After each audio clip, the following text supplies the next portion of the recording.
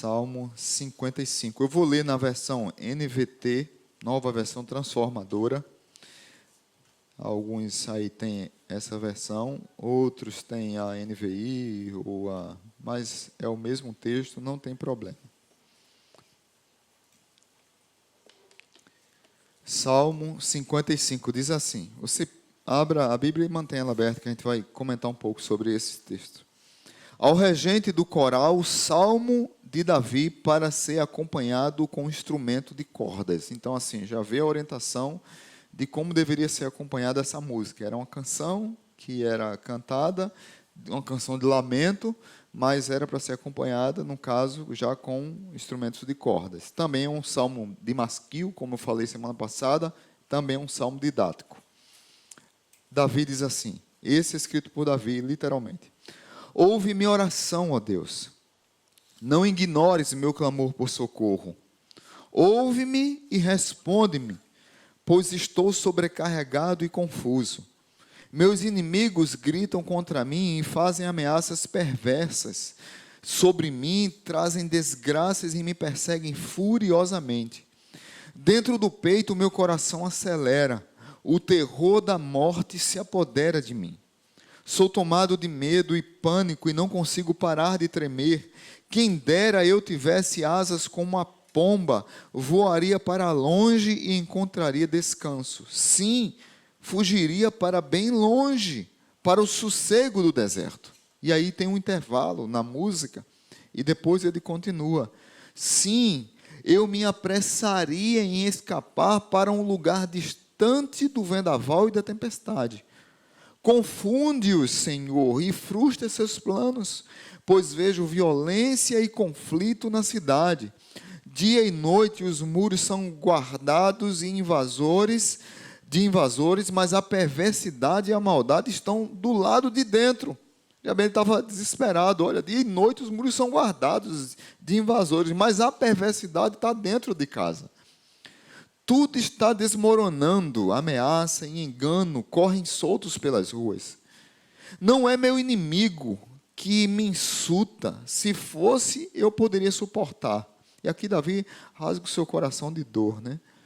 Não são meus adversários que se levantam contra mim, deles eu poderia me esconder. Antes é você, meu igual, meu companheiro e amigo chegado. Como era agradável a comunhão que desfrutávamos quando acompanhávamos a multidão à casa de Deus.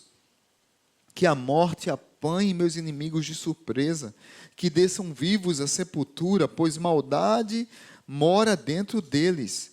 Eu, porém, invocarei a Deus, e o Senhor me livrará. Pela manhã, ao meio-dia e à noite. Clamo angustiado, e Ele ouve a minha voz. Davi já está mudando aqui o salmo, já está começando a dizer que Deus o escuta. Ele começa dizendo que Deus não escuta e aqui ele vai mudando. Ele me resgata e me mantém a salvo na batalha, embora muitos ainda estejam contra mim. Deus que governa desde a eternidade me ouvirá e lhes dará o que merecem. E aí tem outra pausa, outro interlúdio. Pois meus inimigos não querem mudar sua conduta, eles não temem a Deus. Quanto ao meu companheiro, ele traiu seus amigos e não cumpriu suas promessas. Sua fala é macia como manteiga, mas em seu coração há guerra. Suas palavras são suaves como azeite, mas na verdade são punhais. Entregue suas aflições ao Senhor, e Ele cuidará de você. Jamais permitirá que o justo seja abalado, que o justo tropece e caia. Tu, porém, ó Deus, lançarás os perversos num abismo de destruição. Assassinos e mentirosos morrerão, ainda jovem, mas eu sempre confiarei em Ti. Amém? Santo Deus, abençoa a Tua rica palavra, obrigado por esse salmo, e porque é um salmo de lamento, mas é um salmo que fala de uma pessoa que foi traída por um amigo muito íntimo, por alguém muito próximo, por alguém de dentro da sua casa, por alguém que ia adorar o Senhor com ele, por um irmão e isso lhe machucou demais. Obrigado porque Davi registrou esse salmo para nos consolar no tempo de que passarmos por essas decepções, para nos consolar no tempo que formos traídos. Qualquer um de nós podemos e talvez passaremos por isso. Jesus passou pela traição de Judas, teve que ser beijado para saber que era Jesus. Davi passou pela traição de um amigo muito próximo. Quem somos nós para não sermos traídos? Então nos ajuda, Pai, nos dá força no momento da traição. E que essa palavra encontre abrigo nos corações aqui presentes e aqueles que nos acompanham, que vão ouvir depois essa mensagem no YouTube, Spotify e outras redes sociais. Repreende toda ação maligna nesse momento de impiedade, de maledicência, de desejo ruim. Repreende toda ação do inimigo, mas traz paz ao coração dos meus irmãos para que eles possam ouvir a Tua palavra e seguir o caminho da justiça e o caminho da retidão, no nome de Jesus. Amém. Quando eu leio esse salmo, eu me lembro muito de uma música das antigas, que dizia assim: lança o teu cuidado sobre o Senhor, teu cuidado sobre o Senhor, que Ele te sustentará, te sustentará. Quem lembra? Aqui tem mais de 40, lembra, olha aí. Entreguei a idade da turma aí. Aí ele vai aumentar. Que ele muda, que ele nunca permitirá que o justo seja abalado. Queridos, esse salmo, Davi escreveu, o contexto dele está lá no segundo livro do profeta Samuel, exercício para você hoje. Em casa, de tarde, meditar nesse salmo, meditar lá em segundo livro de Samuel, a partir do verso 15 até o 17, que está o contexto desse salmo. Davi, ele foi literalmente traído pelo seu filho Absalão e pelo seu amigo Aitofel. Nós não podemos oficialmente dizer, alguns estudiosos dizem assim, para mim a mistura dos dois aqui, a situação de quem traiu Davi. Mas alguns estudiosos batem o pé e dizem, não, foi só Absalão, e outros dizem, não, foi Aitofel. Mas foram os dois. Quando Davi fala do amigo que traiu, que ia adorar a casa do Senhor com ele, provavelmente ele estava falando de Aitofel. Mas quando ele fala, logo você, o meu inimigo, a voz dele é como manteiga, mas o coração dele é cheio de trevas, ele tem palavras sedutoras. Quem era assim era Absalão. Então, quando os estudiosos eles se deparam com esse salmo, fica nessa crise de quem Davi estava falando. Eu acredito particularmente que eram os dois. Mas fora isso, a principal ideia aqui é como é que nós devemos agir quando somos traídos. Porque a traição dói. E ela dói demais. E ela dói mais ainda quando ela vem de alguém que era próximo de nós. Ser traído por amigos dói muito mais. Davi se queixa disso no Salmo, você fica com ele aberto, do verso 12 ao 14, diz assim, não é meu inimigo que me insulta.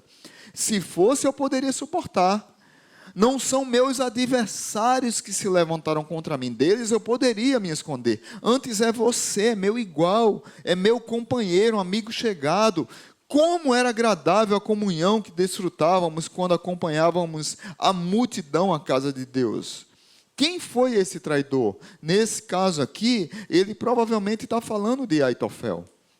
Aitofel era um seu conselheiro. Lá no capítulo 15 de 2 Samuel, diz que é interessante demais essa história, porque Absalão, ele começou a ficar na porta de Jerusalém, e ele ficava, as tribos vinham para falar com Davi, ele como filho do rei, bonito, alto, grande, diz a Bíblia que não teve ninguém tão bonito quanto Absalão, e ele chamava a atenção por sua beleza e ficava na porta da cidade. As pessoas chegavam para falar com Davi, para julgar alguma causa, e Absalão dizia: mas eu posso julgar a sua causa. Ele elogiava a pessoa, ele não levava o caso para os conselheiros de Davi, ele não levava o caso para Davi. A gente sabe que Davi teve erro porque ele desprezou Absalão, por conta de todos aqueles problemas lá do passado, de Absalão ter matado Aminon, aquela situação toda. Mas Davi deixou praticamente Absalão 4 anos guardando amargura no seu coração, guardando ódio no seu coração contra o seu próprio pai, e ele ficava à porta da cidade, dizia para as pessoas palavras que as pessoas queriam ouvir, ele dizia palavras que ganhavam o coração das pessoas, mas no fundo, ele estava querendo usurpar o trono do seu próprio pai. As palavras dele eram sedutoras, eram como manteiga no coração, mas ele tinha um punhal. Ele estava tramando alguma coisa, ele estava armando contra o seu próprio pai. Ele dizia: quem me dera ser juiz em Israel, porque eu poderia julgar a sua causa deveria ser resolvida, mas o rei não está nem aí para a sua causa. E isso eram todas as tribos que vinham do sul e norte, de Judá e de Benjamim, e do norte de Israel, de Efraim. Então as tribos vinham, e Absalão não deixava as pessoas entrar e diziam isso: olha, quem dera fosse eu juiz em Israel para julgar sua causa, eu resolveria seu problema. E aí ele começou a ganhar partidários, ele começou a ganhar pessoas ao seu favor, e aí ele ia armar um esquema para tomar o trono de Davi. E esse salmo é justamente escrito, eu acredito, claro, que Davi escreveu esse salmo depois desse problema, mas o contexto desse salmo é justamente esse. Davi descobre que há uma trama, Absalão prepara um exército para invadir Jerusalém, para tomar o trono de Davi. Davi tem que fugir às escondidas, Davi foge, Davi atravessa um lugar chamado um vale de Cedron. Quem foi que atravessou o vale de Cedron antes de ser crucificado? Quem? Jesus. Davi atravessa o vale de Cedron, Davi sobe nos montes das oliveiras, chorando. Gente, leia esse 2 Samuel, é emocionante, porque você vai fazendo pontes com o Evangelho de Jesus. Davi sobe o monte das oliveiras, chorando, as pessoas chorando: meu rei, não desista, não vai embora, meu rei. E o rei vai subir no monte das oliveiras chorando. Quem foi que chorou no monte das oliveiras antes da crucificação? Jesus. É um tipo de Cristo aqui. Quem foi traído lá? Jesus. Quem foi traído aqui? Davi. Então é interessante demais esse texto. Aitofel, ele resolve se juntar a Absalão.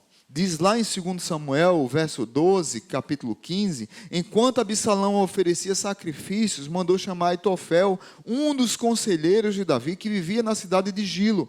Em pouco tempo, muitos outros se uniram a Absalão e conspiraram contra Davi. E a conspiração contra Davi ganhou muita força. Quem já foi traído por pessoas que confiou, que deu o seu braço, que deu a sua casa, que abriu a sua casa, essas pessoas traídas, elas muitas vezes não sabem como agir. Elas ficam muito machucadas, muito feridas. Superar a destruição de uma traição machuca muito. Num caso de Davi, o levou à fuga. O verso 6 e 7 do capítulo 55, fala que Davi fala aqui: quem me dera tivesse asas como pomba, pois eu voaria longe e encontraria descanso. É óbvio que Davi está querendo fugir. Ele está com medo da morte, como qualquer um de nós aqui tememos a morte. Um historiador antigo, ele dizia assim: muitos dizem que não tem medo da morte porque são cristãos, ou de duas uma, ou ele tem convicção que já morreu e está morto-vivo, já está na glória, por isso que ele não tem medo da morte, ou ele tem um coração muito insensível, porque a morte é nossa inimiga, e todos nós temos medo da morte. Quem não tem medo da morte ou é insensível, ou já morreu. Então, vamos falar a real, somos seres humanos. Então, a gente está batendo papo aqui de humano para humano. Então, Davi estava mal, mas quem está ferido, quem está em fuga, ele tem várias ações que ele começa a passar na sua cabeça. Primeiro sentimento, quem foi traído, é o senso de justiça. Ele quer fazer justiça. Tem que ser julgado essa causa. Tem que ser feito a vingança. Geralmente a justiça, na perspectiva do traído, não é justiça, mas é vingança. Está errado também. Primeiro é fuga, segundo é justiça, outra, ceticismo. Ceticismo. A pessoa que foi traída, ela fica cética. Ela está tão decepcionada, tão desiludida, tão descrente, que ela se encaramuja dentro de si mesma, ela fica se lambendo na sua autopiedade e fica em busca de autoafirmação dos outros, mas ela está cética. Ela diz: eu não vou abrir meu coração mais para ninguém, eu não vou abençoar mais ninguém, eu não vou fazer mais nada com ninguém. Quando é traição conjugal, quando é traição de amigos, quando é traição de colegas do trabalho, quando é traição de pessoas na igreja, quando é traição de um cônjuge, a pessoa, tem gente que consegue superar e parte para outra, tem gente que não consegue e fica travada, como dizia C.S. Lewis lá, num livro Os Quatro Amores. C.S. Lewis diz assim: muitas vezes a gente se esconde, pega o nosso coração e põe dentro de um esquife, e dentro desse esquife a gente lacra o coração e deixa lá dentro do esquife fechado, sem abrir o coração mais para ninguém. O único lugar que você vai encontrar, C.S. Lewis fala, o único lugar que você vai ficar totalmente livre do amor é um inferno. Mas enquanto estiver aqui, enquanto seu coração pulsar, você não pode colocar seu coração dentro do esquife e dizer: não amo mais, não vou me dar mais ao luxo de amar, não quero mais saber, eu travei e acabou-se, eu vou ficar cético e acabou-se. Muitos de nós ficamos céticos, e quando ficamos céticos, nós ficamos azedos, nós queremos desejo de vingança, nós pensamos em desistir, nós nos entregamos, nós queremos abandonar a situação, nós queremos fugir como asas, como pombas, como gazelas, como aviões. A gente quer fugir, a gente quer ir para o deserto. Nós queremos deixar amigos, famílias, estudo, trabalho. Nós queremos fugir da responsabilidade, como Aitofel. Aitofel, assim como Judas, quando ele percebeu, Aitofel era conselheiro de Davi e se tornou agora conselheiro de Absalão. Quando Davi faz uma oração e diz assim: que Deus confunda os conselhos de Aitofel. E quando Aitofel dá um conselho determinado a Absalão, que Absalão diz assim: Aitofel diz assim: olha, Absalão, nós temos que reunir todos os homens, ir para Jerusalém, pegar Davi e matar todos os seus homens. Aí Hussai diz: não, esse conselho não é bom. Vocês sabem que Davi é um guerreiro. Davi é homem de guerra. Vocês sabem que os gaditas estão com Davi. Os gaditas tinham cara de... Quem lembra? Gadita era da tribo de Gade, e eles tinham cara de torcedores do esporte, gente. Os gaditas tinham cara de leão.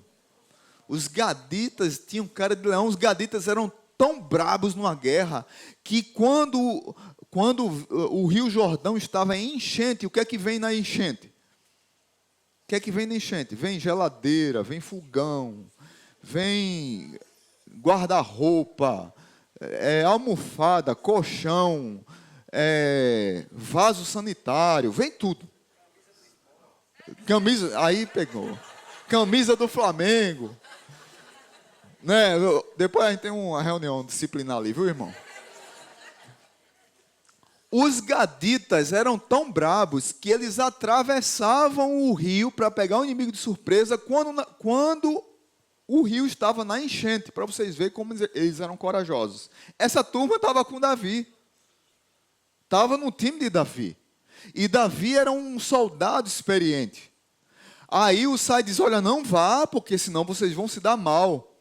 O que foi que Aitofel fez? Ele ficou triste porque o conselho dele não foi aceito, o de Hussai foi aceito, o Hussai foi aceito, os que estavam com Absalão disseram, a gente tem que ir devagar, não é assim, porque Davi realmente é experiente, a gente não vai logo de cara enfrentar ele de cara, a gente tem que armar uma boa estratégia.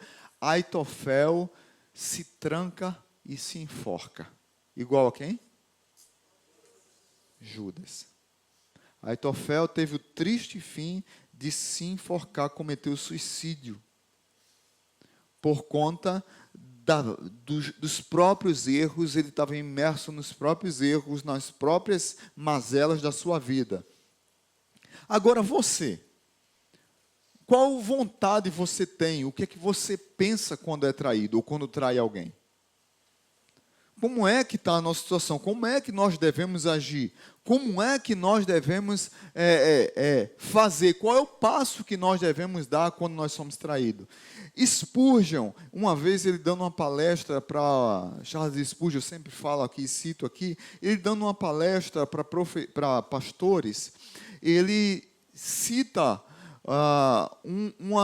que serve não só para pastores, mas serve para os crentes também, o que Spurgeon cita, sobre o golpe da traição. E aí eu vou ler aqui, ipsilis para você.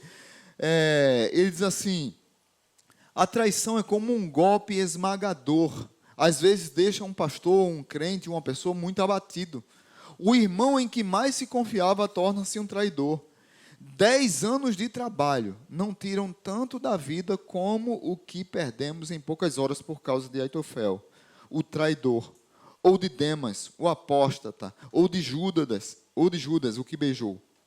As contendas, também as divisões, as calúnias, as críticas tolas, muitas vezes prostram, nos deixam homens, mulheres de Deus no chão, humilhados, e os fazem sentir como se uma espada estivesse atravessando os seus ossos.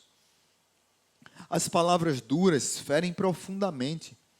Um coice que mal move um cavalo mata um pastor, mata um líder, mata um cristão, mata uma cristã. Com os anos de experiência, a alma se enrijece para os golpes duros e rudes que são inevitáveis em nosso combate. Se decepcionar, ser traído, acontece, não tem para onde, é isso que isso está dizendo.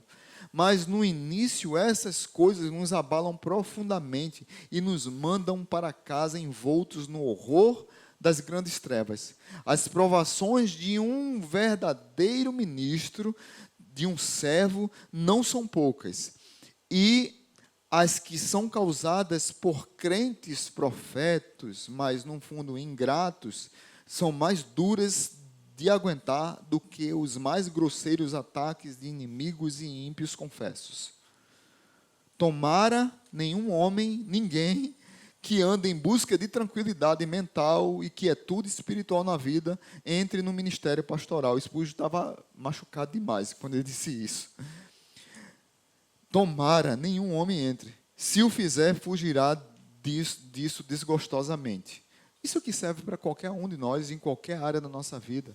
Tem hora que você está frustrado demais, mas no fundo, o conselho que Spurgeon estava querendo dizer aqui, o resumo lá no final, nos livros dele diz isso, ele diz que no fundo, o que ele queria era engrossar o caldo, engrossar o couro dos pastores e amolecer o coração. Nós temos que ter couro grosso para aguentar as cacetadas da vida, é isso que Spurgeon está dizendo, mas o nosso coração tem que ser mole para aprender a perdoar, para aprender a recomeçar a vida. Não que necessariamente você vai continuar com a pessoa, não que a amizade vai voltar do mesmo jeito, não é isso. É você lembrar sem sentir dor.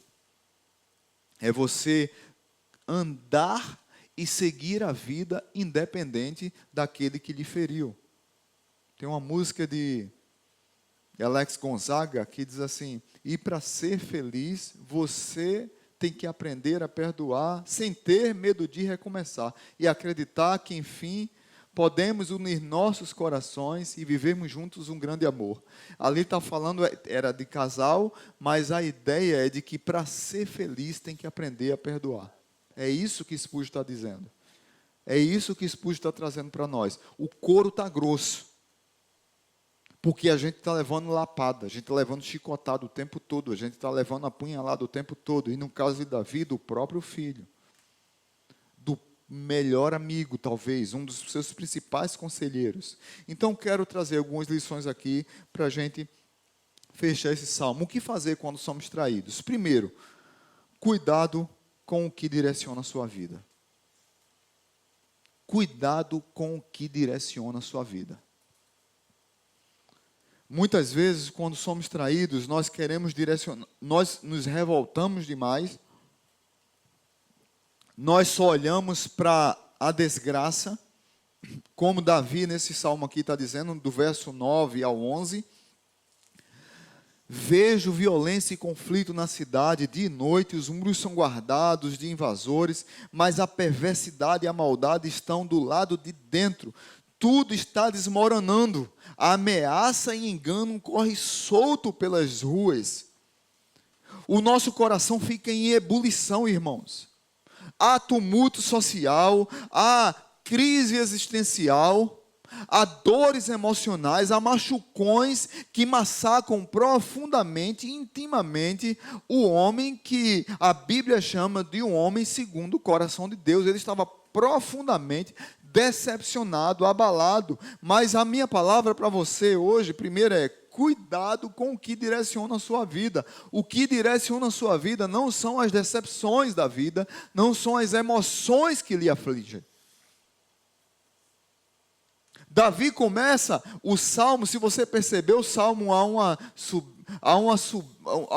uma subida, porque ele está subida de sofrimento, de dor, de lamento, e depois ele começa a narrar os fatos, daqui a pouco ele começa a adorar a Deus, mas ele põe para fora o seu sofrimento, as suas decepções, além de estar sendo perseguido pelo seu próprio filho Absalão, verso 12 ao 14, e verso 20 ao 21, não é o meu inimigo que me insulta.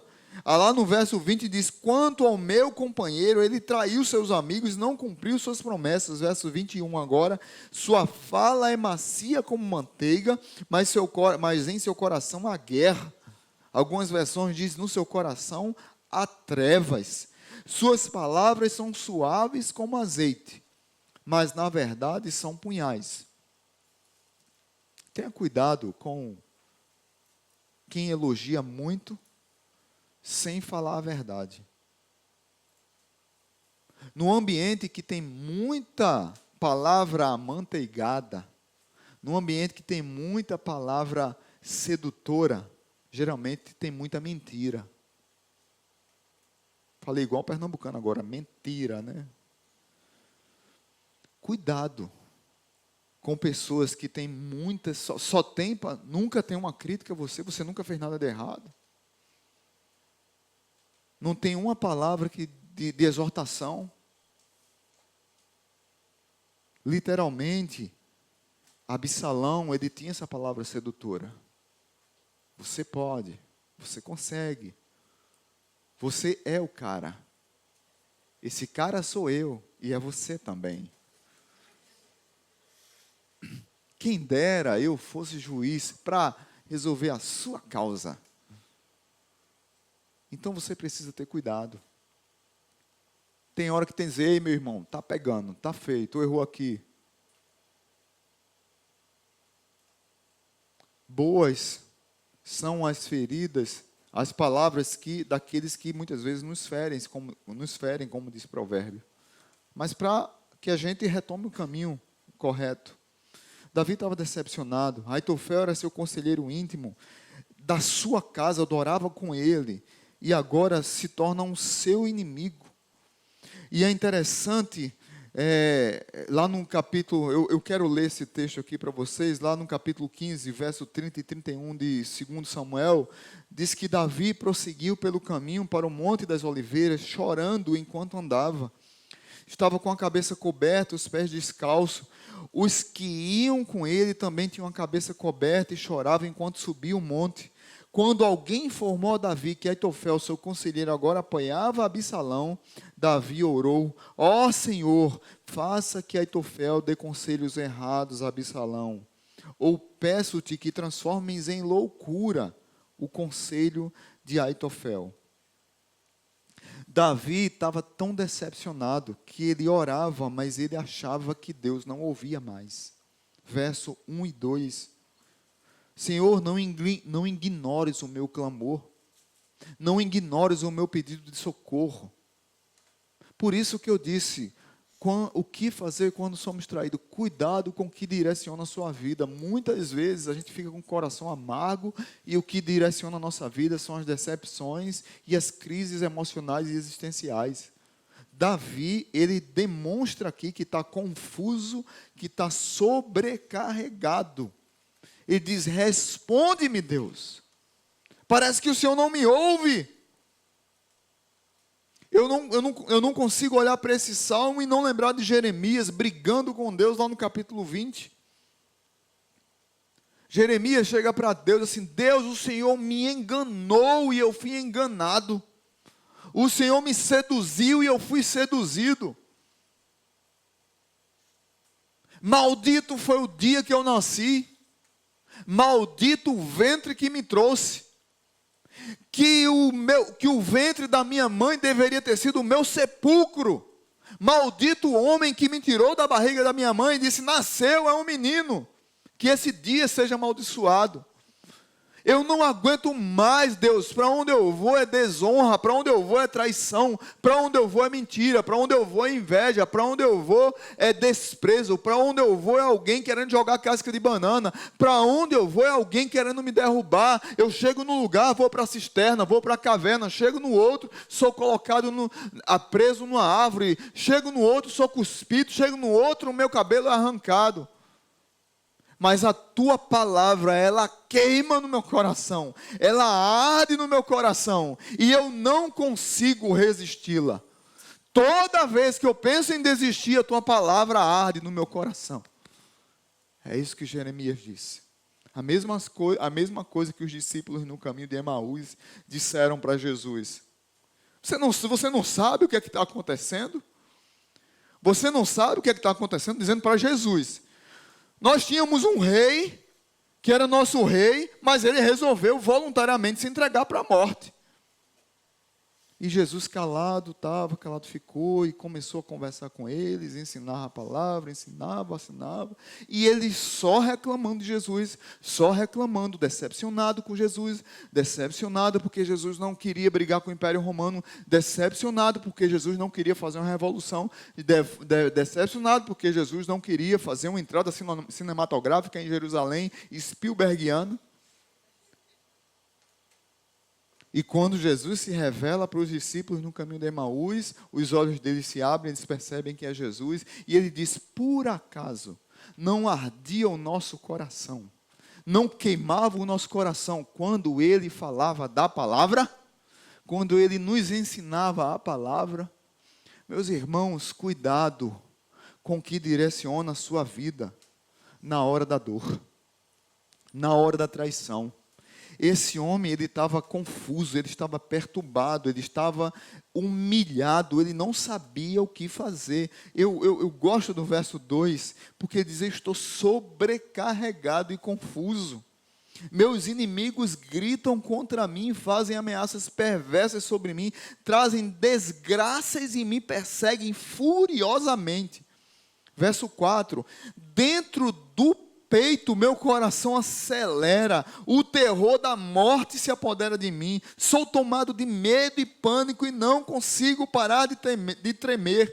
Meus inimigos gritam contra mim e fazem ameaças perversas sobre mim, trazem desgraças sobre mim e me perseguem furiosamente. Dentro do meu peito, meu coração acelera, o terror da morte se apodera de mim, eu sou tomado de medo e pânico e não consigo parar de temer. Ou seja, meus irmãos, a vida da Davi não estava bom.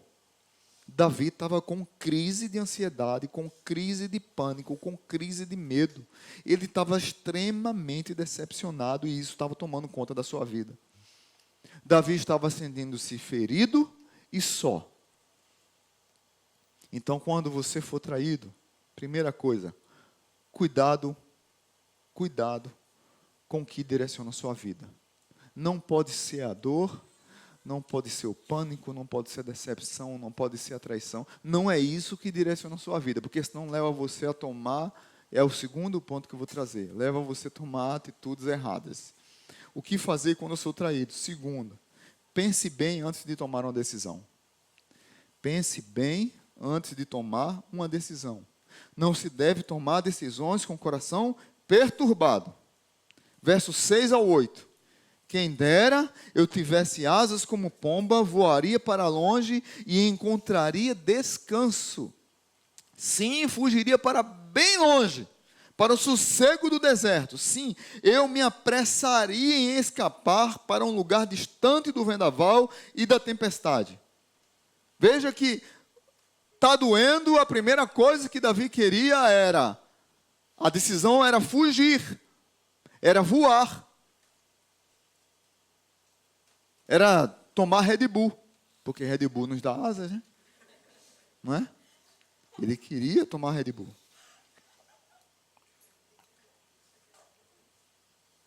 Não é o comercial de Red Bull que dá asas, né? Davi quis se ver livre das dores, das decepções. Com um estalo, com o Thanos, né? Resolve assim, né? Ou com o Homem de Ferro, né? Para resolver tudo de uma vez só. Ele queria colocar um ponto final nas suas dores, nas suas decepções, naquele momento enganoso. Ele queria uma saída rápida para aquilo. Ele queria descansar, ele queria fugir literalmente, ele queria sair daquela frustração, mas ele precisava naquele momento dar uma parada, porque muitas vezes a gente foge, mas o problema corre atrás da gente. Por isso, pense muito bem antes de tomar uma decisão quando for traído. Pense muito bem antes de qualquer decisão. Davi precisava enfrentar aquela situação de frente, porque se você ler um pouquinho o contexto antes, você vai perceber que tudo começou desde que Davi cometeu um adultério com Batseba, e aí teve toda aquela situação, aí teve que mandar matar Urias, aí depois Aminon abusou da sua própria irmã Tamar, e Absalão matou o seu irmão Aminon, porque Davi não fez nada com ele, e começou uma bagunça dentro de uma casa, dentro de uma família, e Davi, literalmente, a maioria das situações, ele não encarou de frente, e ele queria fugir.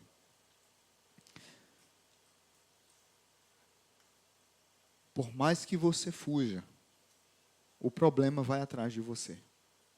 Por mais que você fuja, o problema lhe persegue. A dor, Davi fugiu. Passou pelo vale de Cedron. Eu creio que literalmente aqui tem a ponta para Cristo. Davi subiu o Monte das Oliveiras chorando, ele fugiu para o deserto. Mas a dor chegou até Davi. Porque enquanto começou a batalha, Absalão, seu filho, bonito, aquele homem zarrão de quase 2 metros de altura, que tinha um cabelo loiro que batia aqui atrás, quase nas nádegas, ele não se tocou que ele estava passando por alguns galhos, e ele foi, e o cavalo que ele andava, a mula que ele andava foi, e o cabelo dele se enganchou nos galhos, ele ficou pendurado. Davi tinha dado a ordem ao seu exército: cuidado com o menino Absalão. Não faça nada com meu filho. Cuidado com meu filho. E viram que Absalão estava lá entregue. Aitofel já tinha cometido suicídio, se enforcado. Absalão estava lá pendurado.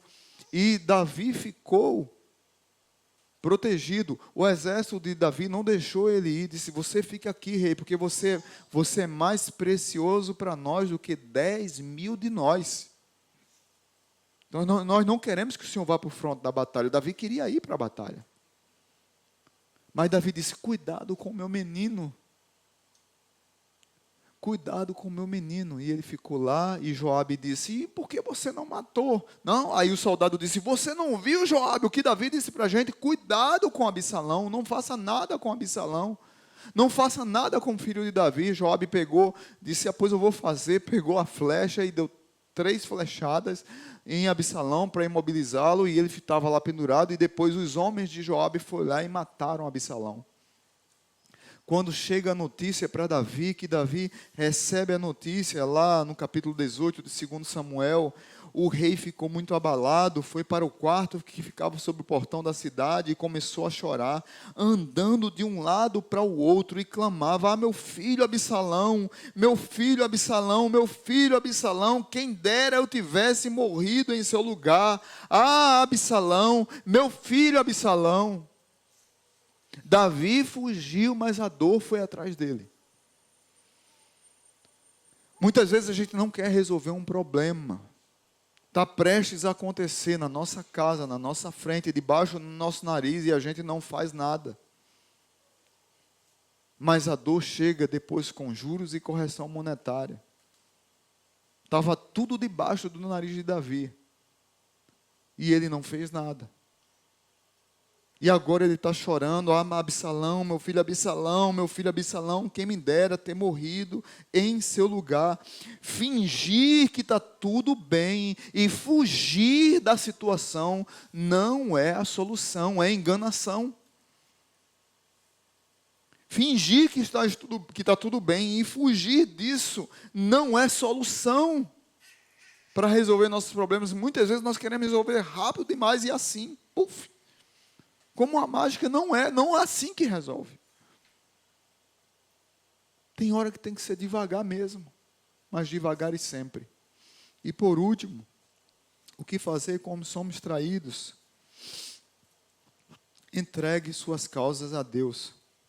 Entregue suas causas a Deus.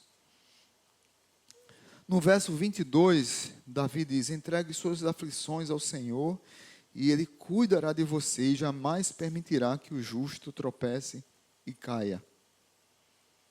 O apóstolo Paulo tem uma percepção muito grande sobre o que é tribulação. Muitas vezes nós fugimos da tribulação e nós dizemos que a tribulação é a opressão maligna, que pode ser também, ou que a gente está amaldiçoado. Você já viu crente dizer que o outro crente está amaldiçoado? Tem muito, viu, gente?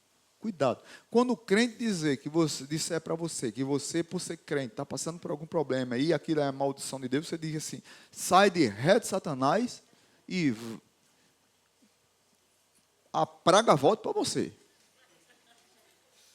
Porque tem crente que não sabe o que falar e fala besteira. Tribulação nunca foi maldição para os que creem. Nunca. Paulo, no capítulo 2 de 2 Coríntios, verso 8 ao 10, diz assim: irmãos, queremos que saibam das aflições pelas quais passamos na província da Ásia. Nós fomos esmagados e oprimidos, além da nossa capacidade de suportar, e pensamos que não sobreviveríamos. De fato, esperávamos morrer, mas como resultado, deixamos de confiar em nós mesmos. Olha o que Paulo disse. Está dizendo, é Paulo, não é Marcelo. É o apóstolo Paulo. Deixamos de confiar em nós mesmos e aprendemos a confiar somente em Deus, que ressuscita os mortos. Ele nos livrou do perigo mortal e nos livrará outra vez. Nele depositamos nossa esperança e Ele continuará a nos livrar. Davi, depois de todo esse problema, assim como Paulo lá no futuro, anos depois de Davi, tinha essa concepção de que a tribulação foi bênção para ele não confiar nas suas próprias forças, mas sim em Deus. Não confiar na sua própria conta bancária, nos bens que possuem, na sua casa, ou na estabilidade de um governo, ou na estabilidade de uma economia, mas confiar em Deus. Assim como Paulo aprendeu lá na frente, Davi aprendeu também. Se você olhar todo o processo do Salmo, você vai perceber que ele começou a buscar a Deus com mais constância. Verso 15 ao 17, que a morte o apanhe meus inimigos de surpresa, que desçam vivos à sepultura, pois a maldade mora dentro deles. Aí ele vai falar dele, e eu, porém, invocarei a Deus, e o Senhor me livrará. Pela manhã, ao meio-dia e à noite, clamo angustiado, e ele ouve a minha voz. O hebreu, o judeu, eles oravam, os rabinos gostam de orientar que em toda a história judaica, em toda a história do povo de Israel, eles tinham o hábito de orar 3 vezes ao dia. Eu lembro de uma vez, num quartel, eu estava aprendendo, estudando a Bíblia, começando a estudar a Bíblia, e um amigo meu disse assim: rapaz, Daniel foi perseguido, porque não se vendeu ao rei. E ele falando com efusividade, aqueles irmãos da Bleia, que evangelizam em todo canto, e lá no quartel, ele era uma bênção, Alcides. E ele disse assim, e Daniel orava 3 vezes por dia. Eu disse, é um fraco. É um fraco, 3 vezes por dia. Um fraco. Se isso lá é crente, eu todo religioso, ó. Batista Sauro. Ora 3 vezes por dia não é nada. Aí ele foi e perguntou para mim, tu ora 3 vezes por dia? Aí eu parei assim, eu disse, vixe, rapaz, tem aquele ditado que diz que era melhor acabar ter ficado calado, né? Eu orava uma e mal feita, já pegando o sono já. O judeu tinha o hábito de orar 3 vezes por dia. Davi começou a buscar Deus mais vezes por dia. Pela manhã, ao meio-dia. Alguns textos dizem, porque para eles o dia começa no final da tarde, Alguns textos dizem tarde, noite e pela manhã. Davi também buscou a paz de Deus e não nas circunstâncias. Verso 18. Ele me resgata e me mantém a salvo na batalha. Não é da batalha. Veja bem. Verso 18 é muito importante. Ele me resgata e me mantém a salvo na batalha, embora muitos ainda estejam contra mim. E Davi também passou a buscar transformação dos seus problemas, que é o verso que nós lemos. Entregue suas aflições ao Senhor e Ele cuidará de você. Foi muito trágico essa história. Gente, eu estava meditando para pregar para vocês e relendo essa história e eu me emocionava. Porque é muito trágica a história. Por mais que tenha os erros de Davi, mas Davi era um homem segundo o coração de Deus. Como dizia um pastor, Isaltino Gomes, Deus perdoou Davi, os pastores é que não perdoaram. Porque a gente mete o pau em Davi em toda a pregação, mas Deus perdoou Davi ao ponto dele ser chamado homem segundo o coração de Deus. E esse homem chamado segundo o coração de Deus pode ser eu, pode ser você. A gente pode ter nossas falhas, nós temos as nossas falhas de caráter, nós temos os nossos erros, nós temos as nossas feridas, nós temos os nossos traumas, nós temos as nossas cicatrizes, nossos machucões, nós somos traídos e nós traímos, mas Davi aprendeu a entregar suas causas a Deus. Agora ele consegue olhar para as cicatrizes sem sentir as dores do passado. Verso 23, ele diz, tu, porém, ó Deus, lançarás os perversos no abismo, assassinos e mentirosos morrerão ainda jovens, mas eu sempre confiarei em ti. Em quem você tem confiado na hora da traição?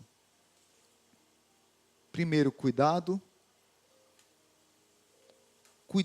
com o que alimenta a sua alma, cuidado com o que lhe direciona, cuidado. Segundo, pense muito bem antes de fazer. Pense muito bem antes de tomar uma decisão, na hora de uma traição, na hora de uma decepção, na hora da angústia. E terceiro, entregue suas causas a Deus. Ele te sustentará.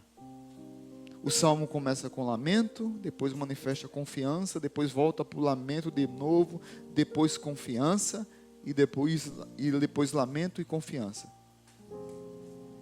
As pessoas podem nos decepcionar e elas nos decepcionarão, mas Deus nunca nos decepcionará. Quem está dando esse conselho não é alguém que está de fora olhando, é alguém que passou pela tribulação. Davi provavelmente escreveu esse salmo depois que tudo isso aconteceu. Eu fico imaginando depois Davi, quando volta para Jerusalém, tem uma outra confusãozinha, porque quem ficou lá, que ficou a favor de Absalão, ainda teve que ser convencido para que Davi voltasse. Mas depois que Davi volta, nos seus momentos com Deus, nas suas devocionais, nas suas lágrimas, nas suas orações, Davi escreve esse salmo dentro desse contexto, dentro dessa realidade.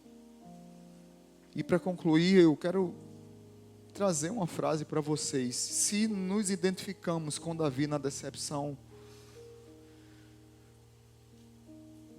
nós também não nos deveríamos nos identificar com Ele na comunhão com Deus, na restauração e no perdão? Muitas vezes nós queremos nos identificar com Davi apenas como um guerreiro do Senhor, como um homem segundo o coração de Deus. Meus irmãos, Davi foi um homem segundo o coração de Deus, mas ele tinha couro grosso e coração amoroso. Por isso que ele era um homem segundo o coração de Deus. Muitas vezes a gente só quer ter o couro grosso e não quer ter o coração amoroso. Jesus tinha o couro grosso e o coração amoroso. Se Jesus não tivesse o coração amoroso e só o couro grosso, Ele não teria morrido na cruz do Calvário para salvar eu e você. Esse salmo nos ensina a aprender a lidar com as perdas, a aprender a lidar com as traições, mas nos ensina a deixar o coração quebrantado e depender unicamente do Senhor. É Ele que restaura nossas vidas. É Ele que nos dá a vitória dentro da batalha e não fora dela. Estamos em guerra o tempo todo. O tempo todo. Você está em batalha espiritual o tempo todo. Você está em luta contra principados e potestades o tempo todo.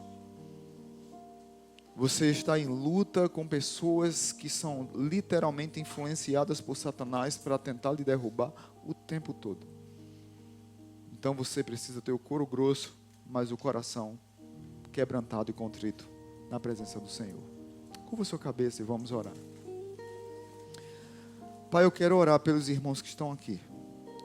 Agradecer por esse salmo, mas especialmente pedir, ó Pai, por aqueles que talvez estejam passando por essa luta. Talvez essa palavra foi só para uma pessoa aqui, talvez só um irmão aqui esteja passando nesse momento por alguma crise nessa área.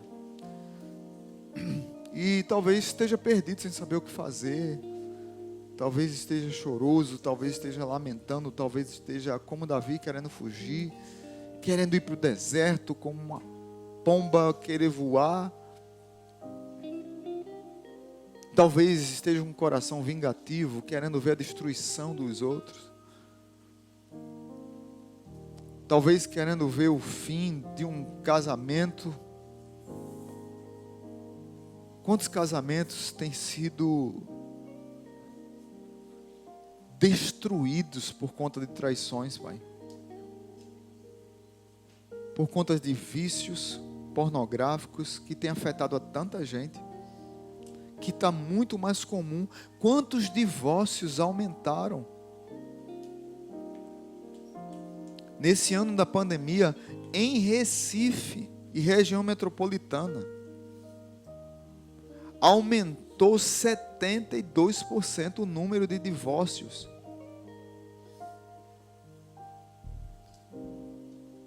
Por vários problemas. Imagine esse número quando se tratar de Brasil, quando se tratar de mundo. Pai, eu não sei aqui quem está sofrendo algo nesse sentido, que foi traído por um amigo, que foi traído por um irmão, que foi traído por um filho, que foi traído por um cônjuge. Mas a minha oração, ó Pai, é que esses amados não tomem decisões precipitadas, que eles pensem muito, muito, muito, muito antes de tomar uma decisão, e que eles entreguem, primeiramente, antes de tomar uma decisão, entreguem essa causa ao Senhor. Na verdade, esse salmo a gente pode, na prática, para aplicá-lo nas nossas vidas, a gente precisa invertê-lo. Lançar os nossos cuidados ao Senhor, que Ele nos susterá, Ele nos sustentará, Ele não permitirá que o justo seja abalado. A gente pode começar esse salmo pelo final, para que a gente possa respirar um pouco, e não ficar como Davi,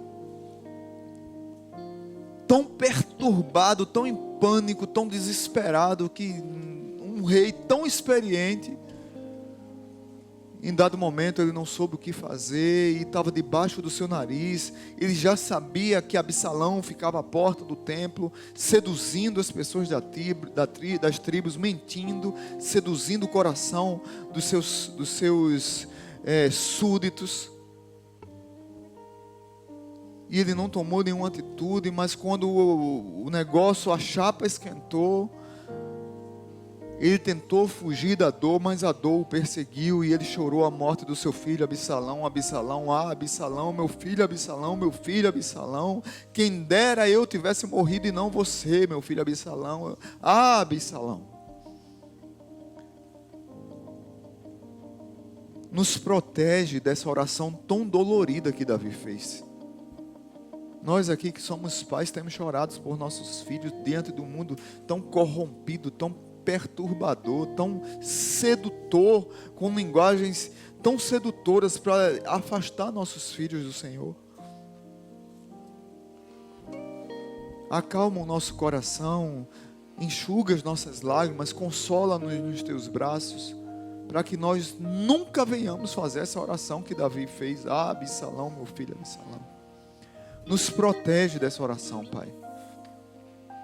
Nos ajuda a encarar o problema de frente. E assim como Davi, assim como Paulo, assim como Jesus, nos dá um couro grosso para aguentar as cacetadas da vida, mas nos dá um coração mole para aprender a perdoar e para recomeçar. Se Jesus não tivesse ido para a cruz do Calvário, eu não estaria aqui fazendo essa oração. Os meus irmãos não aqui estariam chorando nesse momento, se entregando e entregando suas causas a Deus. Que o amor de Deus o Pai, que a graça maravilhosa de Jesus e que a comunhão do Espírito Santo nos dê uma semana cheia de paz, cheia de vigor, cheia de consolo, cheia de força, cheia de restauração, cheia de misericórdia, cheia de lamento, entre desertos e palácios, entendendo que a vida é real, é ao vivo e é assim, mas com o coração cheio de Deus a gente consegue ultrapassar. No nome de Jesus, amém. Para quem você pode dizer que está do seu lado aí, você diga assim: lança o teu cuidado sobre o Senhor. Lança o teu cuidado.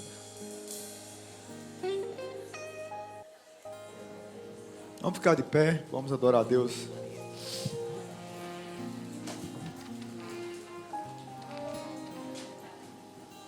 Mesmo em meio a todas as situações, o Senhor conosco está, o Senhor ao nosso lado está em todos os momentos. Vamos cantar.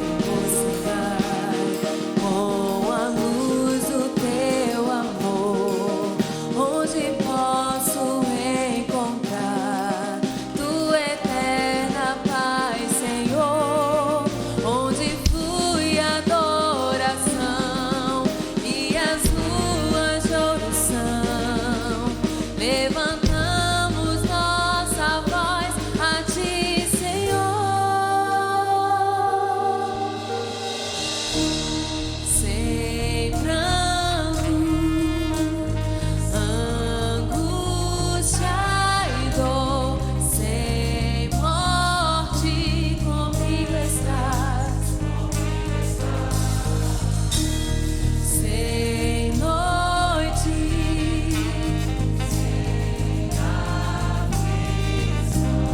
sem culpa, comigo estás, conosco estás.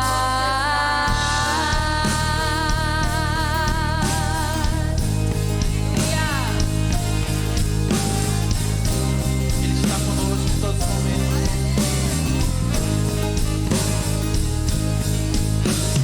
Vida passarei por tristeza e dor, esperando ver chegar o grande dia do Senhor, quando todos vão cantar em sublime adoração, pra teu nome exaltar. Sei que o dia chegará, onde reina eterna paz, não há guerras nem temor. Levantamos nossa voz a ti, Senhor. Sem pranto, angústia e dor, sem morte, comigo estás, comigo estás. Sem noite, sem aflição, sem culpa, comigo estás, comigo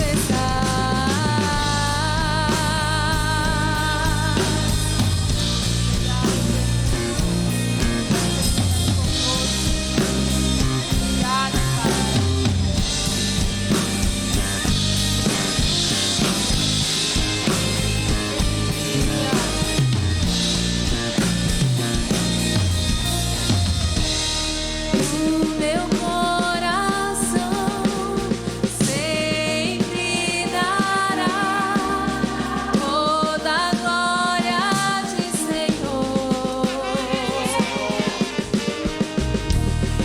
O meu coração sempre dará toda a glória a ti, Senhor. Meu coração, o meu coração sempre dará toda a glória a ti, Senhor.